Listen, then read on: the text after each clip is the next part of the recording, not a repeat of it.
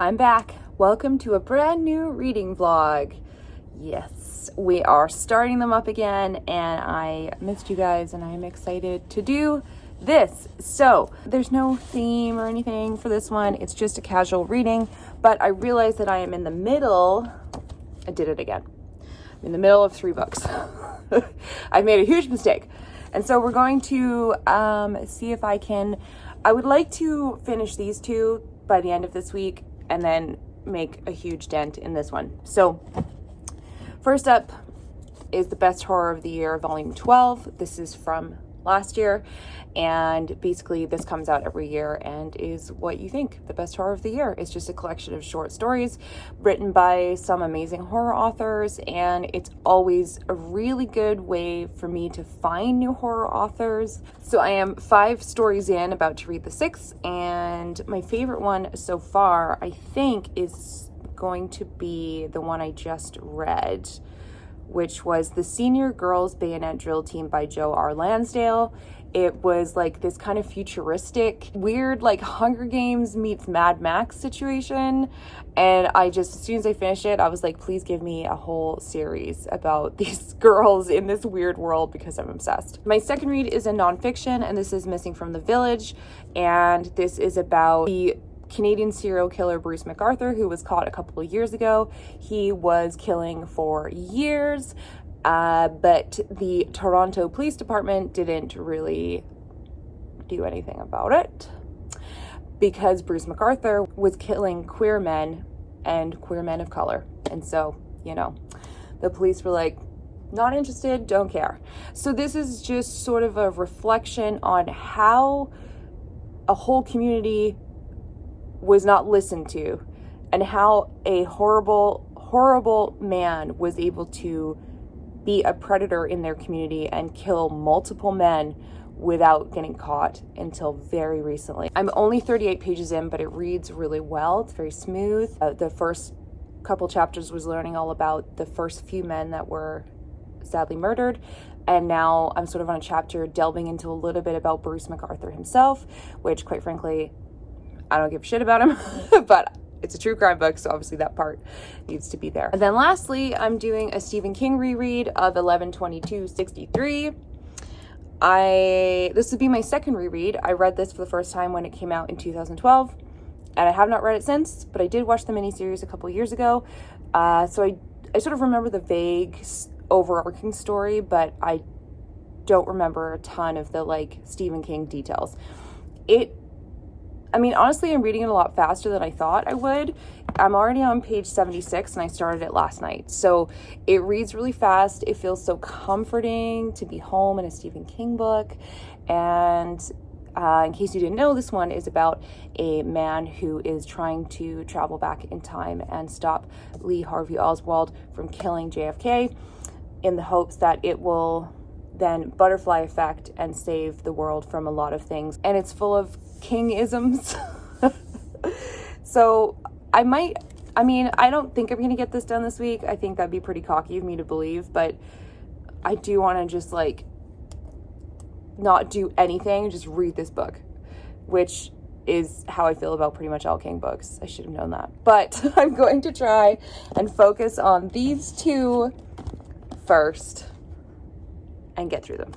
So there we go, reading update. Welcome to a new vlog. Let's get going.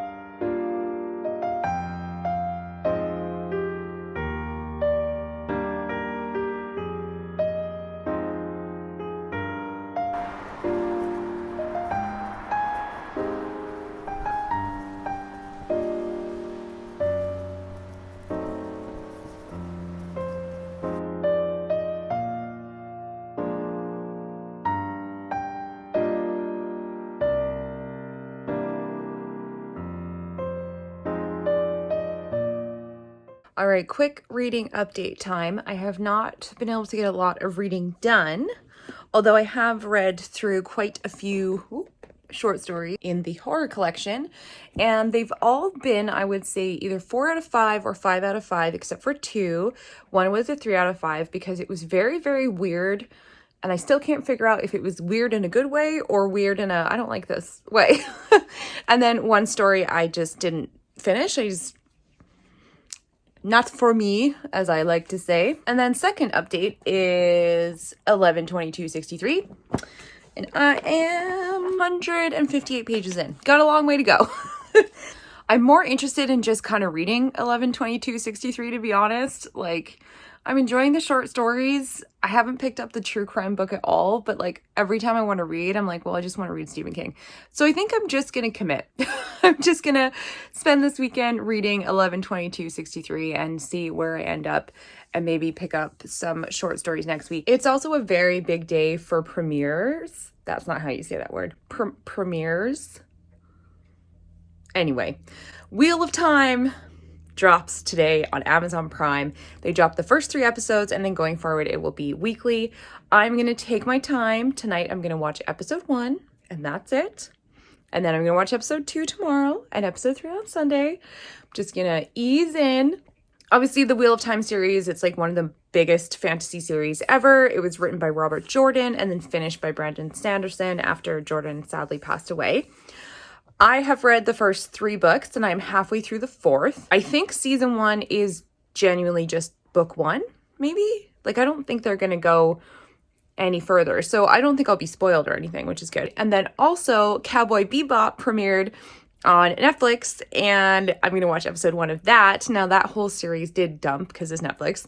But again, I'm going to pace myself. I'm going to watch episode 1 tonight. I'm so excited for Cowboy Bebop. It is just an amazing story, and the casting is so spot on, and I cannot wait. So I'm going to go get cozy in bed and put my PJs on, and let's go watch these 2 series.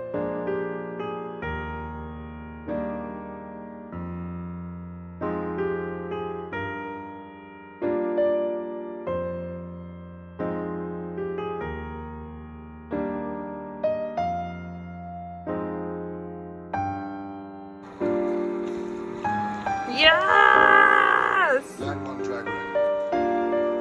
So perfect.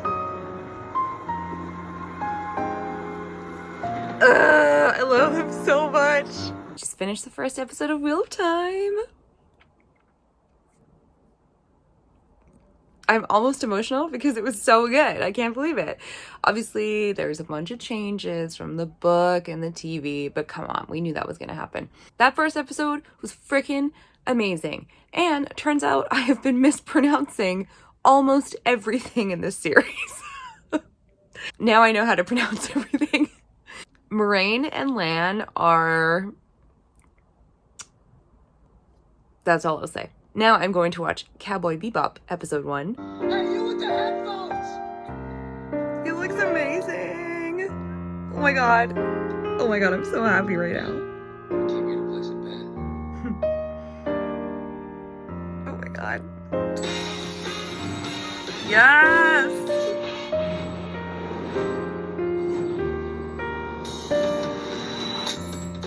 All right, Cowboy Bebop episode 1. Outstanding.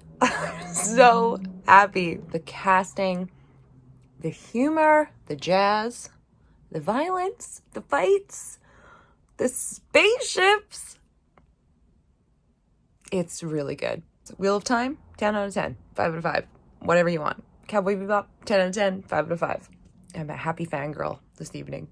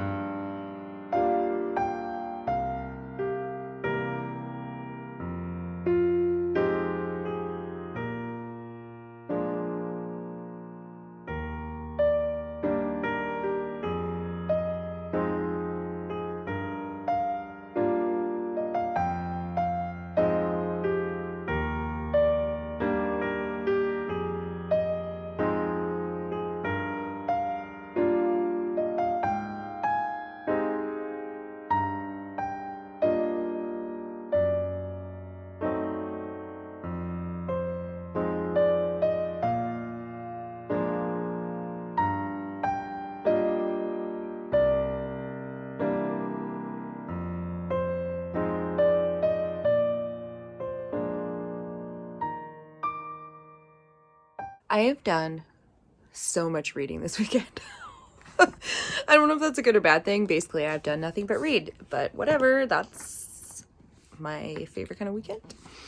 Okay, I am almost done 11/22/63. I am on page 764. So I'm under 100 pages from finishing this freaking book. And it is even better than I remembered. I think this might be moving into my top 5 King books, which is tough because I don't know what I'm going to bump out, but it is so good and it is so complex. I love all the characters. I love the small town of Jody and all of the citizens there, and all the different twists and turns that it takes is just wild. And I think the part I love the most is how when Jake goes back in time to change something big, like trying to stop Kennedy from being assassinated, the whole thing is that, you know, the butterfly effect. You make a small change and it changes something wild. And in this book, it's very much like the past is trying to stop him from making massive changes. So the past actually becomes like a villain of the story, trying to stop him at every turn from making a huge change like this. And it just makes it so intense.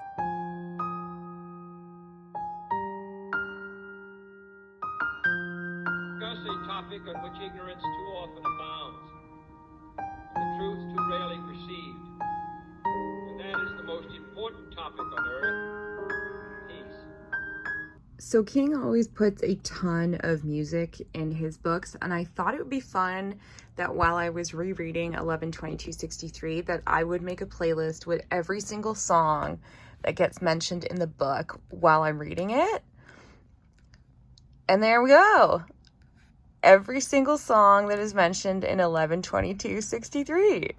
So if you'd like to listen to a playlist while reading this book, just search this on Spotify and you'll find it.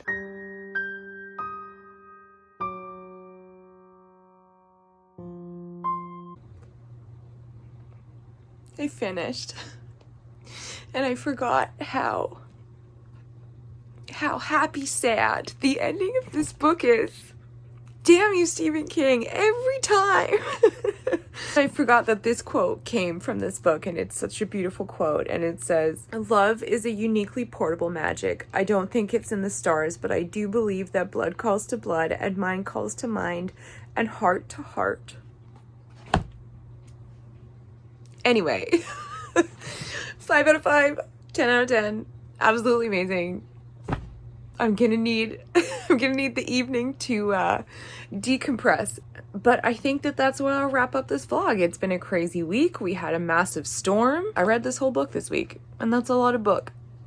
And yeah, I'm glad I'm back. Thank you for watching. And as always, I will see you in the next one. And don't forget, despite what King tells you in 11/22/63, it was in fact the CIA that assassinated John F. Kennedy. You're welcome.